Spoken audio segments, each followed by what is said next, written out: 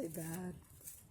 I was thinking of actually renting from one of these places, but I changed my mind. I actually was dating a guy years ago that lived in one of these like tiny little beach houses long ago, but no. Succulents, succulents, succulents. This is what OB looks like on the street in 2024. Yeah. It's still,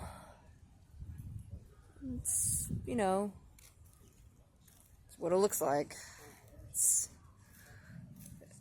OB. It's to be expected.